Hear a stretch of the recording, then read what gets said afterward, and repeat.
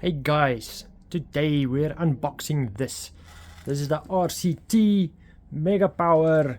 This is an inverter trolley, and this thing has got 1000 watts with 100 amp battery, and this is just a normal AGM battery that's in here. I do not know if it's possible to upgrade this to a lithium ion battery. The battery is pre-installed when you buy it, and yeah, let's see what's on the side of the box, if I can turn it. Right, so there we go. You can see the model number, and on this side of the box there you've got gives you an idea of what you can run on this thing and how long.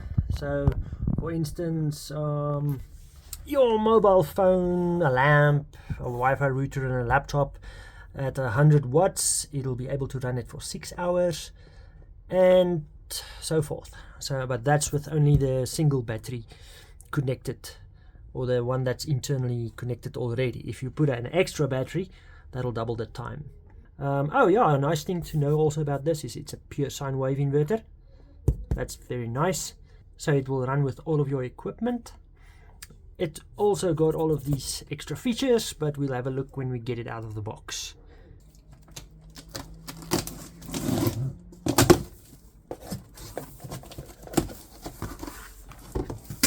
Alright, so when you open up the box, you get two of these handles for the side of the trolley. You get your power cord and a user manual that shows you what and how to do stuff. The foam that the RCT is being packaged in is good quality foam. It's these thick ones, and I'm sure that's necessary for this device.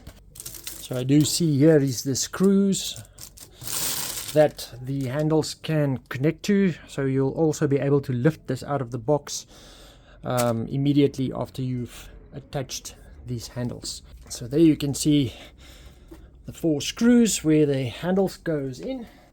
I've attached the handles, and now you can just grab it and pull it out of the box. So I've taken it out of the box, and you can also see it's on wheels, so easy to move around, real easy, good quality wheels. And let's have a look at the front, back and sides of the inverter.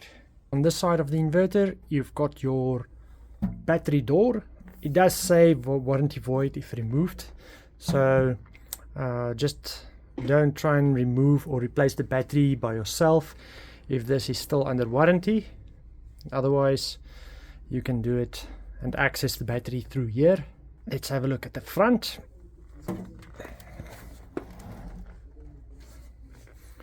Right, the front of the inverter trolley has got your display, power button, 2 12-volt outlet ports, 5-volt outlet ports, and just your basic lights that can show you what is the status of the device. At the other side of the trolley, okay, this side of the inverter has also got a cover where you can access the battery, but this one does not have a seal, so maybe you can access it from this side and not void your warranty. Then the back of the inverter is where you've got your main AC outlets and AC input. So this will charge from the from your grid side. Just plug it into the wall, and this is where you plug in your devices which you want to be on or keep on while there's no power. This is the main isolator switch of the battery. If you switch it on, then the inverter will be able to switch on, and then it'll be able to power your devices. There you've got a little place where you can attach an external battery.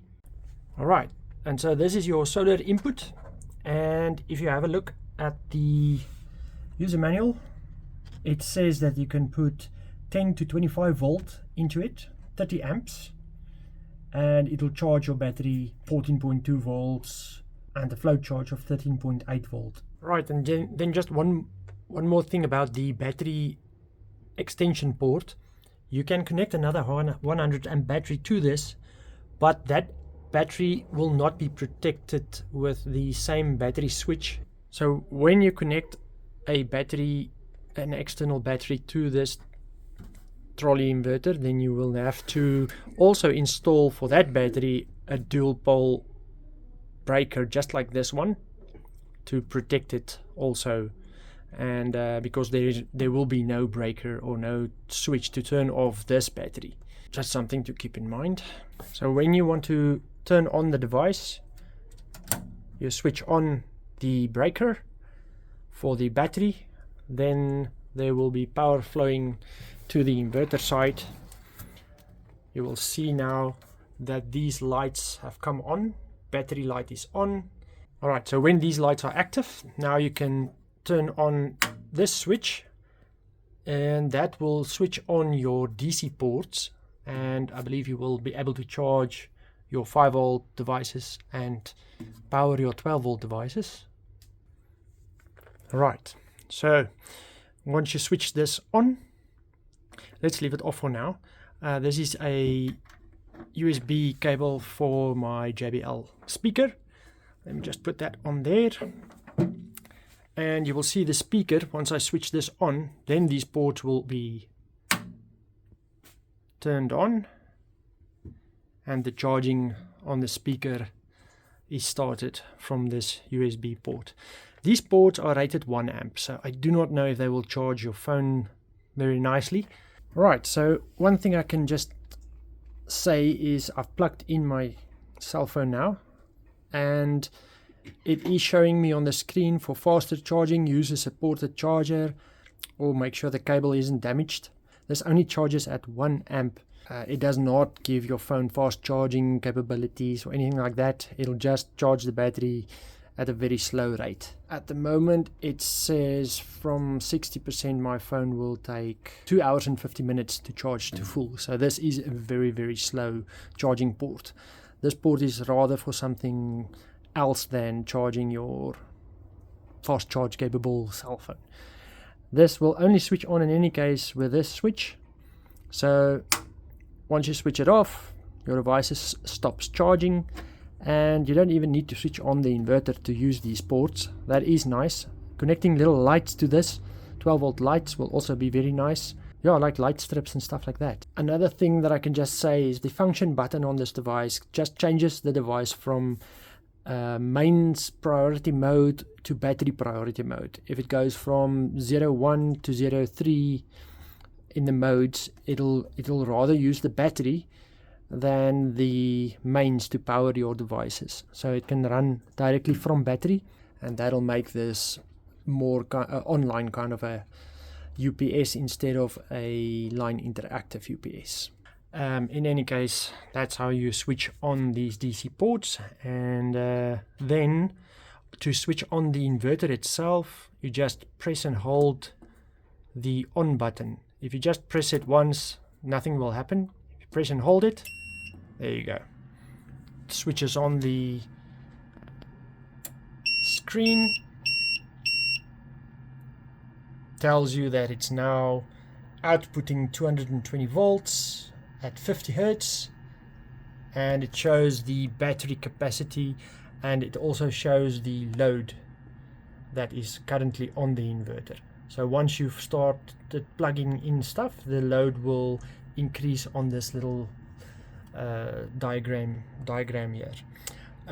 One thing to note, I think it'll be best if you always keep it halfway on the load side and not run this inverter at a full 1000 watts all the time, because it's never good to just redline everything always.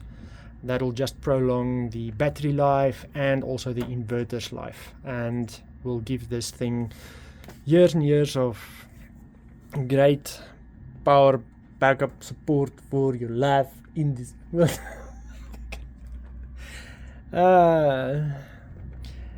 And that'll just keep the inverter alive for a long time. So yeah, that's how you switch it on. It's quiet. It's very quiet at the moment. It's running from battery only. If I turn it around again, there you can see it's got a little fan in here that keeps the whole thing cool. Right, let's quickly connect the power from the mains. It made a little click sound. Now it's charging, and you can also see that on the indicator light at the front that the battery is now charging from your grid. If you have solar panels connected to this will light up and will power your devices or charge the battery. So yeah, that's the RCT Megapower T-1000s unboxed, and that will give you an idea of how it looks, how it works, how it sounds like. And the device is quite stealthy. If you put it under a table, you won't even know it's there. The only noise it makes is once your grid goes away, gives you an alarm, and then you just know you're running on battery power, and you'll be mindful of using the power at this stage. So yeah, thanks for watching, and hopefully this just helps you to decide if you want this and if you're going to buy one from us. Thanks for watching.